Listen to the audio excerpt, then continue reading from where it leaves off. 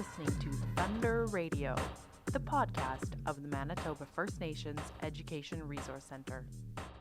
She is an educator and speaker, Cree and Trinidadian, active in the Indigenous community and definitely a role model for First Nations and non-First Nations youth. We were thrilled to have Tasha Spillett in the studio to talk about her role as an educator and student. She recently completed a master's degree in land-based education. We also chatted about how she weaves traditional knowledge and teachings into a modern-day 21st century classroom. So I hope you enjoy this conversation with Tasha Spillett. So we have Tasha here. Thank you so much for joining us. Thank you for the podcast. invitation. It's so wonderful to meet you. And just to learn a little bit more about you, I know that you are an educator and a speaker and a singer and a student. So can you briefly tell us a little bit about your journey of how you got to where you are today? So I think it's important to start with some relationality, like where I'm from, and that kind of has set the course of where I've gone and where I hope to go. So on my paternal side, my dad is from Trinidad, the island of Trinidad. And on my maternal side, my mom is Neheo and Innuak from northern Manitoba and northern Saskatchewan and Treaty 5 and Treaty 6. And born and raised in the city, just my mom and my sister. And education has always been kind of a love of my life. I have a love for learning and a love for, meeting people and talking to people and big ideas and kind of fearlessly pursuing those ideas, but with the support of a lot of amazing people. Like if I've learned anything in my life so far, it's that nothing great is accomplished on your own, that it absolutely requires the love and support of the people who rally around you. And that's something that has really carried me through the things that I've done. So I always knew that I wanted to be a teacher ever since I was little.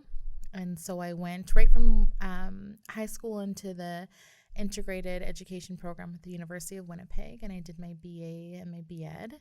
And then I got hired, thankfully, and very fortunately, I got hired right out of university, and I worked 3 years in the public school system. And I actually had a difficult time working in the public school system as an Indigenous woman and seeing knowledge and knowledge transmission from a very different paradigm than what holds up the public school system.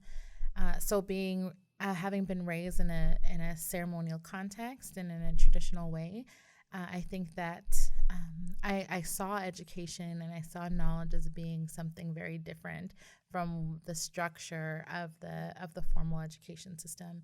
So I wanted to do something different, and I went and I did my master's degree in Indigenous land-based education, and it's a program through the University of Saskatchewan. So shout out to the University of Saskatchewan. Yes. And the faculty in educational foundations. They're amazing.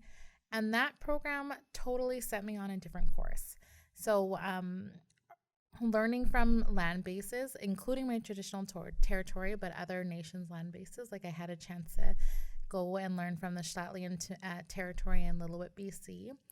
And we went and did a study tour with the traditional knowledge keepers in Hawaii. And people are always like, yeah, I did a study tour in Hawaii in January. So my family and colleagues at home were like, yeah, poor you studying in Hawaii. Yeah. But it was absolutely beautiful. And just changing how I saw the possibilities. So I think when I was in the school system, I was a little bit disillusioned and frustrated. And I was like, sorry. Is this all we can do for our children? We know that the dropout rates for Indigenous learners are so high compared to their non-Indigenous counterparts. Obviously, something is going on. And if the mandate of the education system is to support all learners, then we have to ask ourselves, are they dropout rates or are they push-out rates? Because if our schools aren't meeting the needs of learners to the point where our learners are exiting those systems, then it's actually not the fault of our learners and the families. It's absolutely the system's job to address those gaps. And so that's what my graduate degree, the work that my graduate degree has inspired me to do. Looking at education, how can we do education differently so that it's meeting the needs of students and families and community? And that's where I'm at right now. So I've just completed my MEd in Indigenous land-based ed, and I've applied to do my doctorate, and my doctorate will be in international Indigenous land-based ed. And I'm super excited, and also like I'm 85% excited and think it's awesome, and then there's that other small percentage where I'm like, oh my god, like what am I doing back in the student seat, which feels stressful. But when I decided to do my doctorate, I really had to ask myself, why? What is the reason? And for me, it had to be more than acquiring that piece of parchment. It had to be more than being Dr. Spillett. And it came down to my territory. It came down to this place and the needs of our community. And I kind of have thought of education as tools, and acquiring tools and sharpening tools. And that's what I see getting a doctorate as being, as another tool set to be able to build community and help community. And that's really important to me. And are you still teaching right now? Or? Yeah, so I'm like, I feel like a ping pong between the University of Winnipeg and the University of Manitoba. So I teach right now in the Faculty of Education. I teach a course called Introduction to Aboriginal Education, which is the mandatory course for all teacher candidates. And then at the University of Manitoba, I teach in the Department of Native Studies their Introduction to Native Studies courses, specifically with the access students.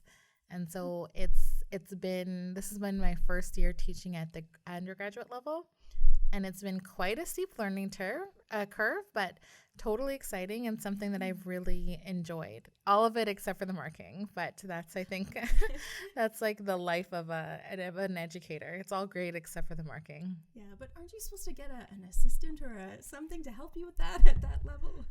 So I actually... because I try really hard to build really strong relationships with my students. So part of me, maybe this is like the type A personality of me, can't relinquish that role to someone else, because, you know, I know who my students are. I know where they're coming from.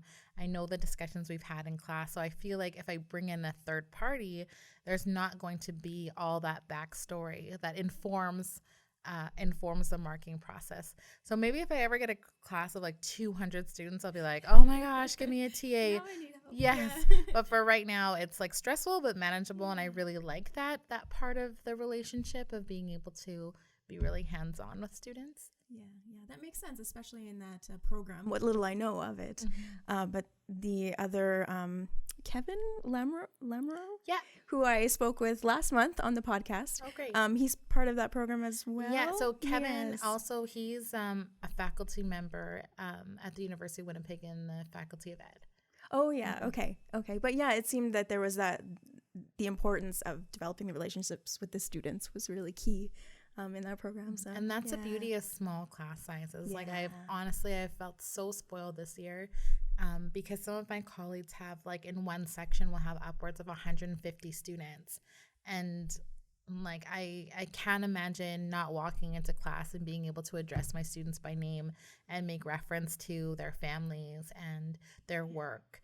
So I feel really fortunate to be able to do that. Yeah, that's awesome.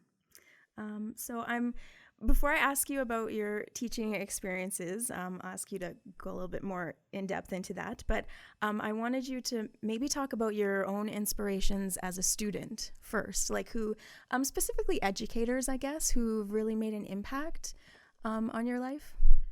So I'm a super nerd. So all of the people who I really look up to have been trailblazers, like Indigenous, mostly women who have really opened or like cut the trail for me in the work that I do.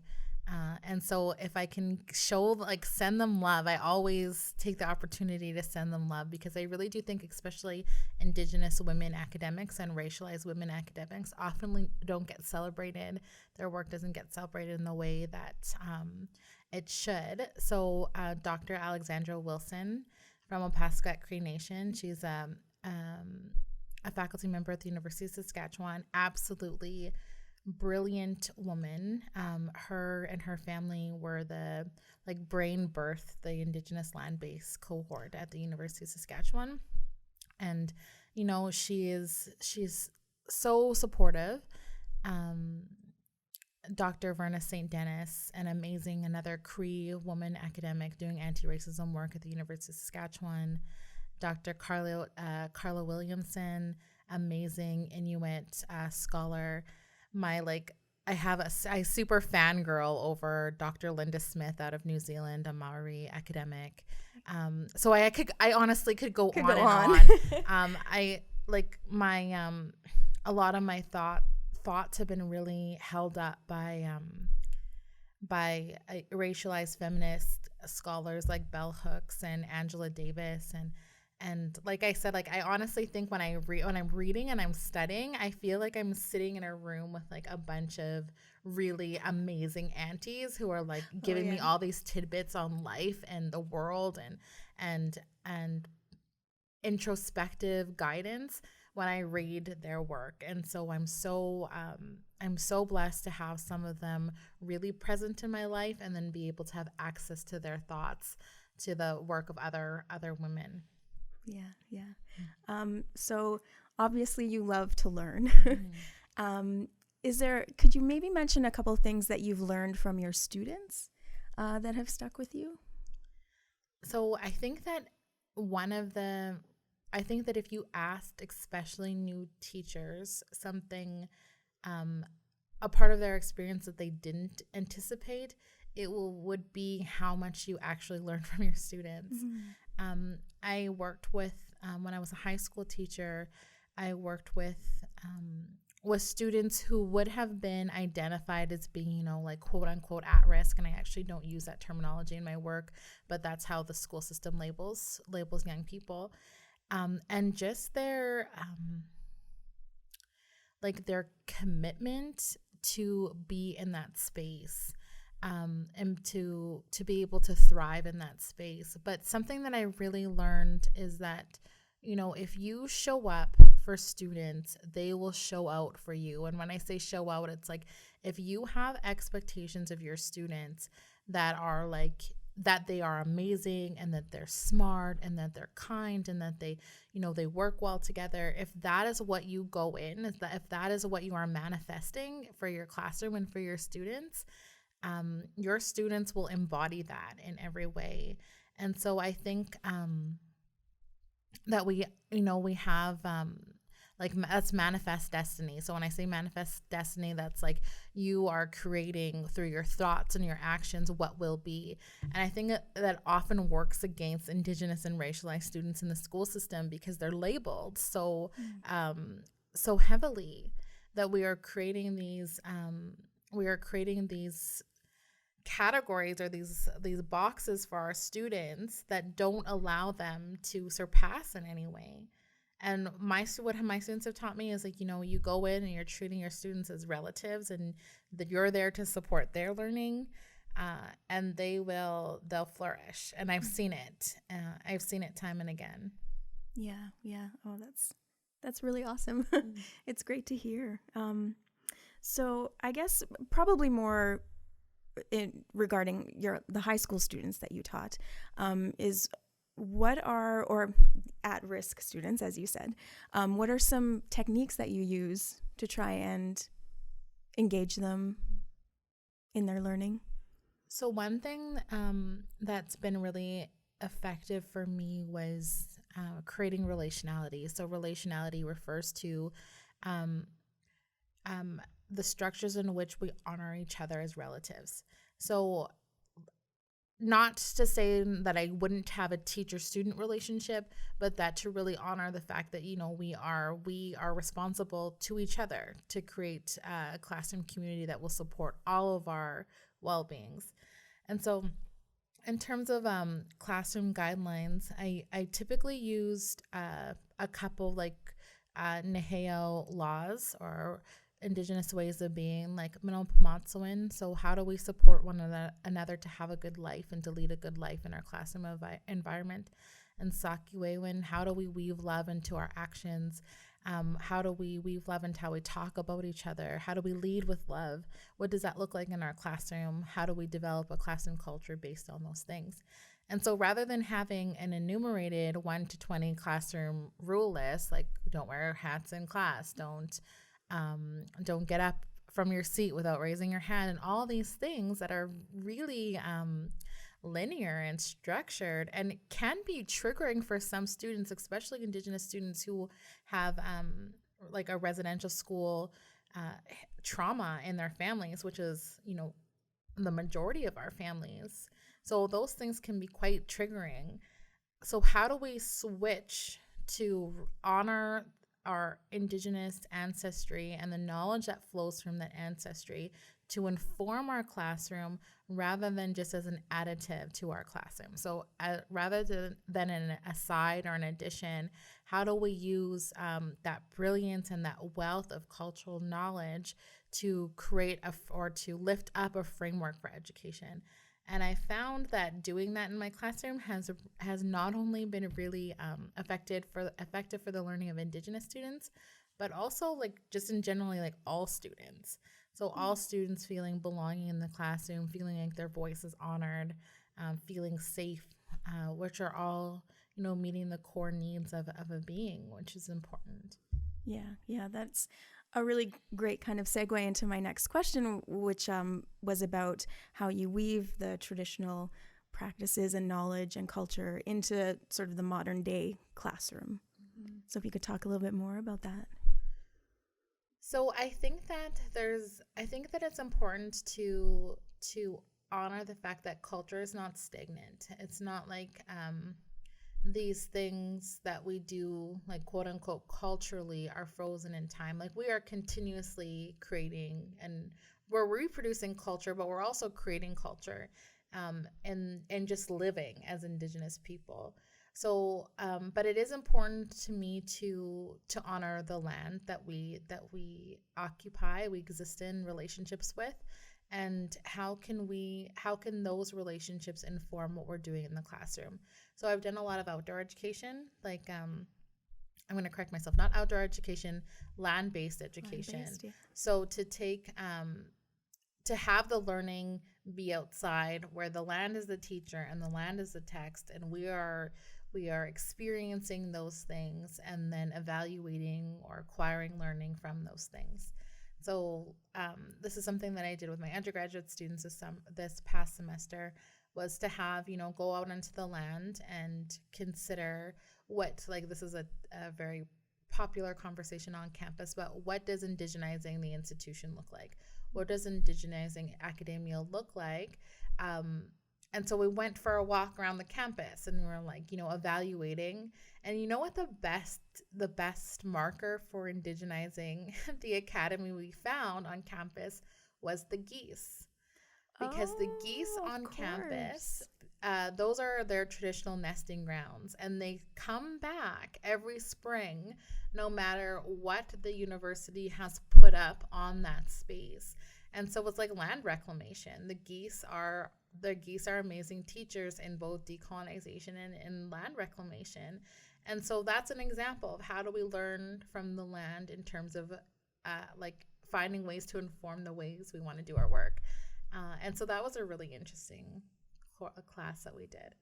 Yeah, that it reminds me of, I take an evening class at CMU, and I heard the professor recently mention, indigenizing the curriculum, and he didn't quite know, he wasn't quite clear on what that meant or what it was going to look like or how it was going to happen.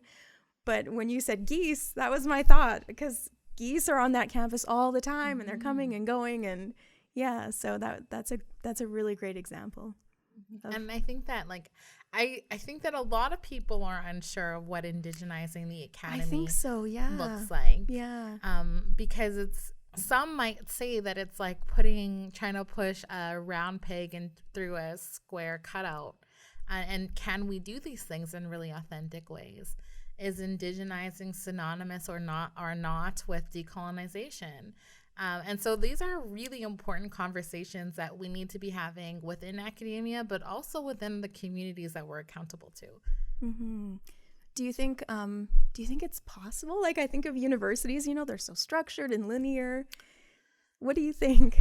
So I've seen a lot of important work being done, and I would never want to dismiss like the amazing work that's being done, because I feel a difference from when I did my undergrad to where I'm at now. Like I've seen differences. Do I think that in its entirety is it possible? I am uncertain. I can't answer that because I've also seen a lot of resistance to doing really authentic structural change work, and that's what it requires. So I do want to honor the work of the University of Winnipeg Aboriginal Students Association for getting the Indigenous course requirement. I think that like is amazing and a long time coming. Mm-hmm. But do I understand that at the core of a system is a nucleus that is designed to reproduce that system? I cannot. I would be amiss if I didn't acknowledge that is the fact. And so what I know is that when you challenge a system, and that when you begin to require a system to have structural change, that system is very resistant in a lot of different ways. And so I think that we can't expect for things just to happen very quickly, although I know that we need it to happen as quickly as possible. But those systems definitely they have a way of recreating themselves over and over, and that's how they're designed. That's exactly what they're designed to do. Yeah.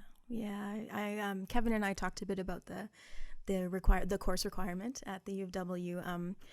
Have you heard resistance to that, or both sides? Have you heard positive things or negative things? Oh yeah, I've heard both. So I know that the student body, and this is just from reading different articles, the general student body was a little bit confused as to what the purpose was, the intention, and then how much it would cost them, what it would look like, the logistics of it. But I do know that the university has been doing a lot of work to alleviate those concerns and to address those questions. And so what I'm hoping, especially as a lecturer at the university, is that there will be a cultural change at the university where they'll see this Indigenous course requirement as being a valuable part of their learning as a person who exists on these territories. And I think that, it is an amazing opportunity for academics and for lecturers to get really creative and develop courses that acknowledge Indigenous knowledges and Indigenous experiences. And isn't that our job? So I also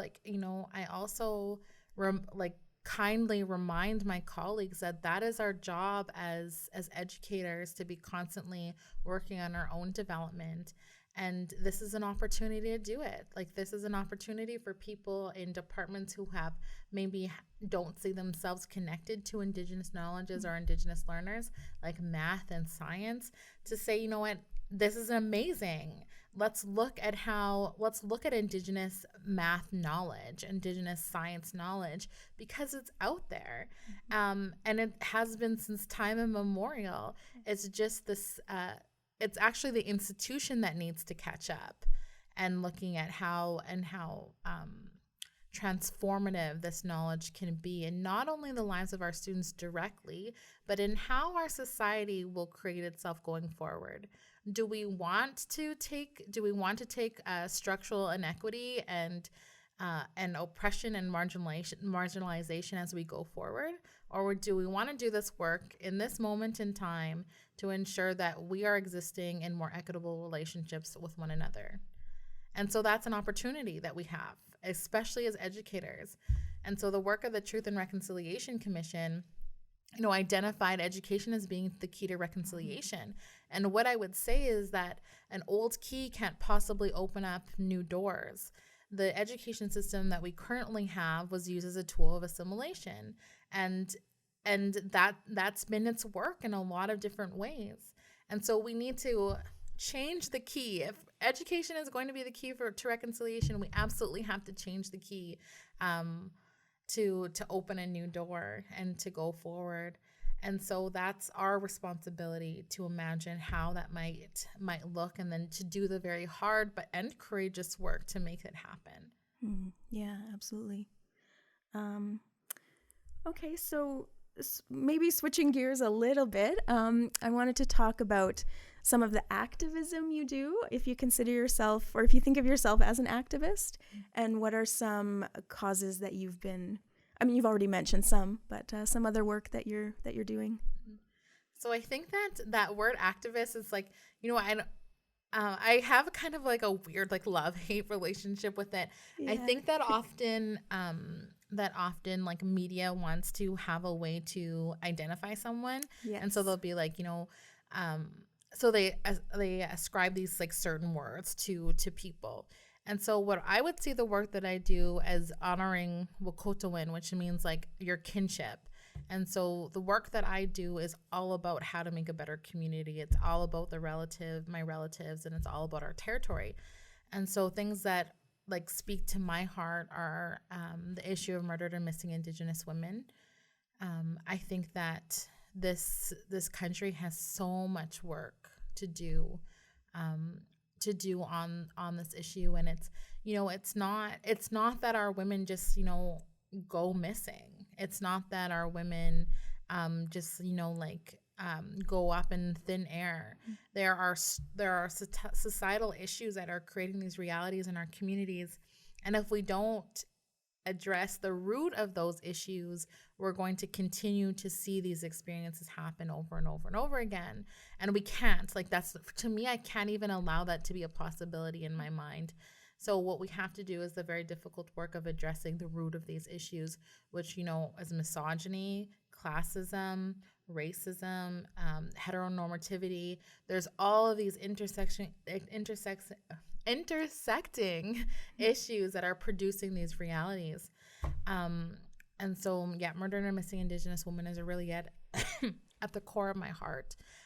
Looking at the education system and how to build a more equitable education system is really important to me. The protection of land and water. To me, if we push the earth past its breaking point, the fallout will be indiscriminate. So that means that it won't matter what culture you come from, what language you speak, what class rank you occupy. The consequences of our absolute gluttony will be felt by everyone. Everywhere. Yeah. And so I actually don't think a lot of people realize how much power and potential we have as individuals to make changes in our community, especially on land and water. But we do, especially Indigenous people. Our treaty rights are one of the only things that protect land and water. And I think that us asserting our sovereignty over our territories is also something that will be really instrumental in protecting our land and waters. It makes me we know ourselves as Indigenous people. Our Indigenous identity is intrinsically attached to our land bases. So what happens when we no longer have connections to our land bases because of things like resource extraction or quote unquote development? So I think of, hydro-developed communities. When the names of the communities speak to the power and the life of the water, when the water is diverted or no longer exists because of hydro devastation, how do the people know themselves as connected to their territories? And when you no longer know how you're connected to your territory, how do you how do you imagine how to carry your community forward? And so, things like land devastation are completely and entirely connected to the societal issues that we are seeing in our community. Like the violence that Indigenous women experience is directly connected to the violence, environmental violence on our territories. The high suicide rates in our northern communities, like that. I think we need to be looking for the solutions past the direct experiences of our young people. We need to be looking at, how is it that our communities are so fractured? Where was that key point in that that are creating all these fractures, and how do we address that rather than the symptoms that are coming from that? And it's a lot of work, but it's also so necessary. I'm always reminded, when I have a hard time with the work, because it can get really heavy, I'm always reminded that this work didn't start with us. It won't end with us, but it is our responsibility to carry it for this moment in time. And I'm fed, my spirit is fed by the people who have carried this work and done amazing things to ensure the health and well-being of our communities to this point. And I'm reminded that they never gave up. It was not an option. And I think that, that's something that I remind young people is, us even living, breathing, talking, laughing is all testament to the fact that, we descend from the absolute strongest of the strong of our nations, because we defy colonialism. We were not supposed to be here. We were not supposed to still exist.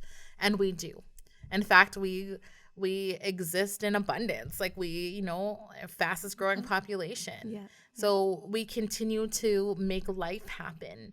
And isn't that beautiful? Isn't that such a resistance is not always a blockade or, throwing your body over a railroad track. Although I would support direct actions like that.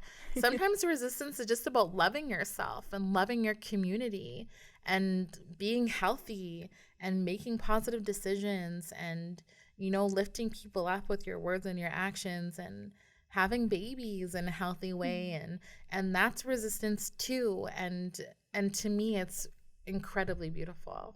Yeah. So what other advice would you give a young person who's struggling or not sure of their identity, or what else would you tell them? Be to my younger relatives, I would say be fearless, operate always from a place of faith instead of a place of fear. Be fierce, because sometimes it's not easy. Navigating systems that weren't designed to suit you is not easy. So sometimes you're gonna have to be tough, but it's also okay to be gentle and to take care of one another. That's the other thing. Especially when the odds are against you, you need to be looking at the people around you as brothers and sisters, and really taking care of one another. So that involves Facebook. I always talk to young people around Facebook because I see so much violence on Facebook around the way that young people talk to one another. It's unbelievable. Yeah. So be mindful of your words and your actions, and the people who are from your community, you need each other, because if we don't have each other's back, we will rise together, we will fall together. And that's just that's a natural law that we've seen in communities over and over and over again. But where we are at right now, we have the opportunity to choose. We are not going to act in unhealthy ways. We acknowledge where our trauma comes from, but we are going to work really, really hard to be good relatives and, build beautiful nations. Yeah. And so what's next for you? You mentioned PhD. Is that in this very near future? So I just put in my application to do my PhD a few weeks ago. So I'll hear back in, I guess, in another few weeks. And so that's my next journey. But I feel really, really excited. But I also, like I said earlier, feel kind of I'm cautiously excited because I know I'm very aware that it will be a lot of work. But like I said, like I have an amazing family and an amazing team. And so that's what's next. And I don't know exactly where that work will lead me, but I know that it will involve doing community-based stuff, and other than work stuff, I would love to travel. There's places that I would love to see. So, first on my list is New Zealand. I have like a super geographic crush on New Zealand, and I do too. Yeah, actually. I know, it looks beautiful. I haven't been, and I really, really want to go. So that's my what's next. Yeah. And I heard that their relationship with Australia is kind of like Canada and the U.S. It's so interesting, and they have their own. Of course, they have their own colonial history. Yeah. But especially for the work that they've done in education, I think that there are things that we can learn that we can implement here. That would be really amazing for our communities. Yeah, absolutely. There's one of the things we're doing here at the center is the Reading Recovery Program, and that was started by a New Zealander, and now, bringing it to Canada and the First Nations schools. Amazing. So so much good work there. But I think we'll end it there. Excellent. Thank you. That was so a great share. It was so wonderful to have you here. Thank you for inviting me in. Yeah. And that concludes our interview with Tasha. We'd like to thank her so much for being here, and we hope you join us next month for another edition of Thunder Radio. Thanks for tuning in.